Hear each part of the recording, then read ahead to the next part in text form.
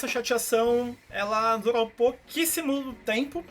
O Play Center respondeu a nossa negativa por e-mail, solicitando o nosso endereço. E aí a gente ficou meio que, por quê, né?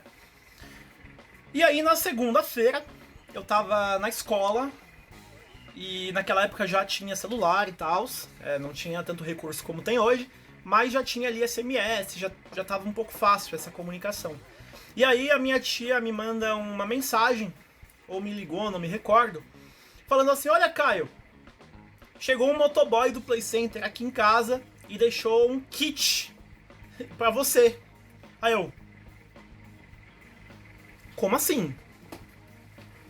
E aí foi isso mesmo. Quando eu cheguei em casa, o Play Center tinha mandado um super kit via motoboy com camiseta, boné, bandana, caneta, lápis. Gente, tudo o que vocês podiam imaginar do Play Center veio. Era uma sacola até pesada.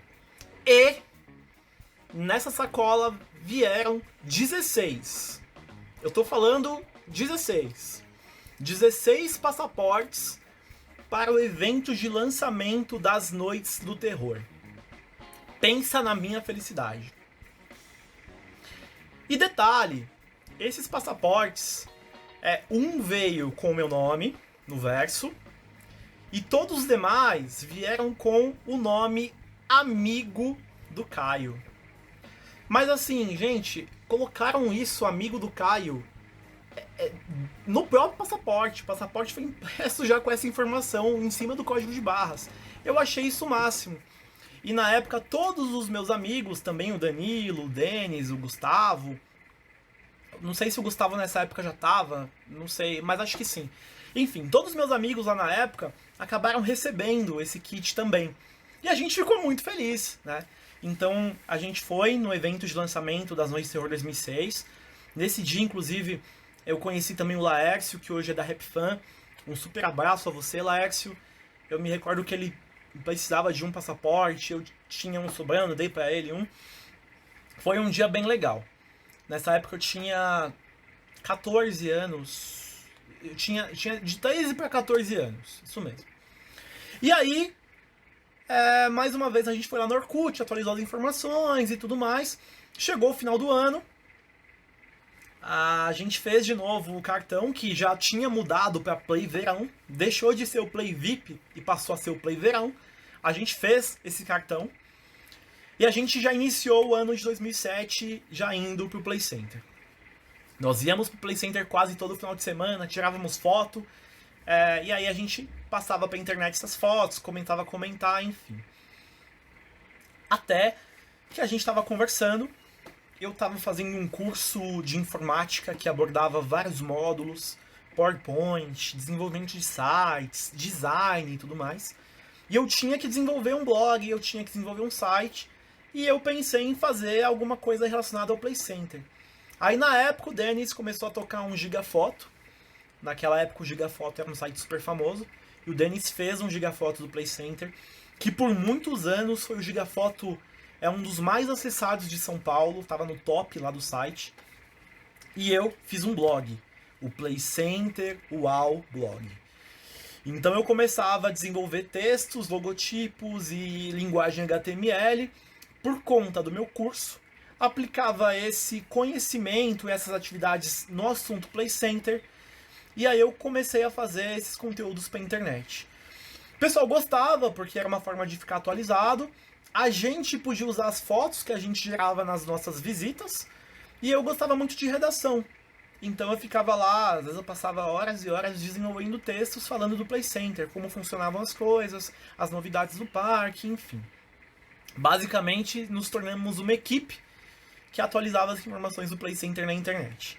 Então a gente interagia ali o tempo todo, cada um cuidava de uma coisa, tinha gente que só comentava, tinha gente que tinha blog, tinha gente que tinha site, tinha gente que tinha isso, tinha aquilo.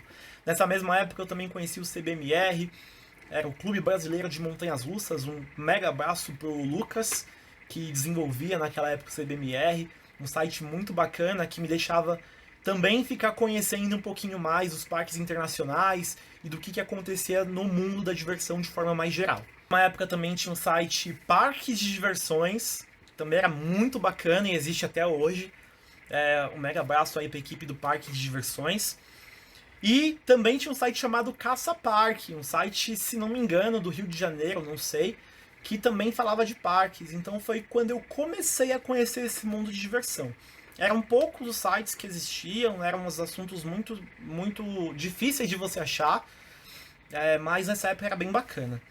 Me recordo que no Orkut tinha uma comunidade da Looping Star, que tinha um operador que participava, e esse operador comentava muitas coisas legais, tirava a dúvida do pessoal, colocava lá como a montanha-russa funcionava. Então às vezes eu passava horas e horas lendo aquilo e eu achava muito interessante. Bom, cada vez que a gente ia pro Play Center, a gente conhecia mais alguém, a gente começou a conhecer muita gente lá dentro, os operadores, as tias da limpeza, os tios da SPO, os gerentes do parque, o pessoal do castelo, da Indiana, foi muito legal. Teve um dia que nós estávamos no SAV, acho que eu e o Denis. O SAV, quem não conhece, era o Serviço de Atendimento ao Visitante. Basicamente era uma sala confortável, mais recente tinha ar-condicionado, tinha lá um sofá e tinha um balcão de atendimento. Quem tivesse alguma dúvida, algum problema, podia passar lá. E aí a gente conhecia a equipe do SAV. E nos dias de calor, a gente passava lá para poder dar uma descansada, sentar um pouquinho no sofá, ficar um pouquinho numa boa, enfim. E aí, numa dessas vezes, chegou no SAV o Dione, coordenador do Castelo dos Horrores, que a gente não conhecia. Então ele chegou lá com uma roupa da Indiana, um rádio, e veio até o SAV atender uma ocorrência. Se não me engano, alguém ali tinha escorregado no meio do caminho, e tinha machucado a perna, tinha sido encaminhado, estava tudo certo e ele foi no SAV finalizar a ocorrência. E aí a gente ficou observando ele lá, conversar e tal, enfim. E aí quando ele foi sair, eu levantei, falei, tudo bem? O senhor é do castelo? E ele, de uma forma super educada e gentil, parou para conversar com a gente.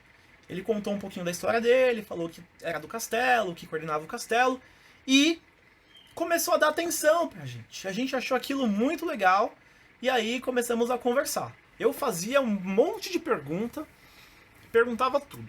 Como funciona? Como que é isso? Como que é aquilo? E você tem medo? E você leva susto? E você anda todo dia? Bem desse jeito mesmo. E aí, eu perguntei pra ele quando que o Castelo dos Horrores iria fazer visita ao backstage. Porque eu me recordo que numa das visitas que eu fiz com a minha escola, tinha um banner convidando as pessoas a fazer visita aos bastidores. Então eu falei, Johnny, o castelo vai voltar a receber visita aos bastidores? Porque eu queria conhecer, não é, Denis? E aí o Denis concordou comigo, a gente falou que queria muito conhecer os bastidores do castelo, e ele convidou a gente para conhecer os bastidores do Castelo dos Horrores. Na época, ficamos muito felizes, né? Porque imagina você ser convidado para conhecer os bastidores do castelo. Então a gente se reuniu. O Gustavo era um nosso amigo que também gostava muito dessa questão do castelo. E na semana seguinte, basicamente, estávamos lá. Acho que era um sábado ou um domingo. Estávamos cedinho na porta do Castelo dos Horrores. Então o Johnny recebeu a gente, levou a gente para conhecer todos os bastidores, como funcionavam os efeitos especiais. Nesse dia nós conhecemos também uma parte do elenco que estava chegando um pouco mais cedo, o pessoal que já estava ali. E foi uma das melhores experiências que eu tive lá no Play Center. Foi muito legal mesmo. Nesse dia o Johnny sugeriu que a gente, no futuro, fosse conhecer o Juan, que era o dono da Indiana, idealizador do castelo. E isso também se realizou. Meses depois a gente marcou um dia e fomos conhecer a sede da Indiana e toda a equipe que desenvolvia os bastidores ali daquele mundo de diversão. Se você quer saber como foi que eu comecei na Indiana, como que era trabalhar lá, não perca esse vídeo aqui do card. Eu conto um pouquinho como foi trabalhar na Indiana Mystery. A gente continuou indo no parque, conhecendo as pessoas, até que o departamento de marketing resolveu fazer um novo café da manhã. E dessa vez, chamar todo mundo de fato, até a gente que era menor de idade. Então o Play Center fez um novo convite, o Danilo ficou inclusive ajudando na organização, escolhendo os nomes. Devo muito ao Danilo. Eu falo que o Danilo tá comigo desde o início. Se não fosse por ele, talvez eu nunca ia ter tido contato com esse mundo do Play Center, né? Então, Danilo, que era da comunidade, eu devo muito a ele e é um super amigo que eu considero muito. Um mega abraço pra você, Danilo. Tamo junto aí. Então, fomos convidados. Eu fiquei mega ansioso, nem dormi à noite, né? No dia seguinte, estávamos lá no Play Center, aguardando alguém que ia nos receber e levar a gente para a sala de reuniões. Pensa na emoção minha e dos meus amigos quando a gente acessava os bastidores do parque. Até então, eu nunca tinha ido nos bastidores do parque, né? Então a gente se reuniu, uma pessoa do marketing, o Jair, se não me engano, veio receber a gente, levou a gente até a sala de reuniões, e lá na sala de reuniões nós conhecemos uma parte do time de marketing e também a Michelle Costa, gerente de marketing do Play Center. Naquela ocasião era gerente de marketing do parque. Então nós conhecemos parte do time de marketing e a Michelle Costa, que naquela época cuidava já do departamento de marketing do Play Center. Mais tarde ela foi a minha gerente, então um beijo a você, Michelle, que me contratou e me recebeu na sua equipe durante lá o ano de 2011. Você também foi fundamental na minha carreira nesse mundo dos parques de diversões. Bom, então a gente teve esse café da manhã, um bate-papo. O Play Center mostrava geralmente alguma coisa pra gente do que ia acontecer. Eu me recordo que uma das reuniões foi para falar das Noites de Terror 2008. Então nessa sala a gente tinha acesso ali ao conceito do evento, algumas coisas. Não era tudo, mas eles compartilhavam algumas coisas com a gente. E nós podíamos compartilhar também a nossa opinião. Seria legal se tivesse isso ou aquilo, enfim. Muito das coisas que aconteceram no Play Center saíam dessas reuniões que a gente podia participar. Teve vários exemplos de coisas que foram faladas na reunião e depois viraram realidade no parque. Então o Play Center era muito atencioso com a gente nessa época e sempre foi, na verdade. E essas reuniões eram o máximo, a gente se divertia, podia ajudar. E depois da reunião, nós éramos convidados a passar a tarde no parque, num esquema super VIP.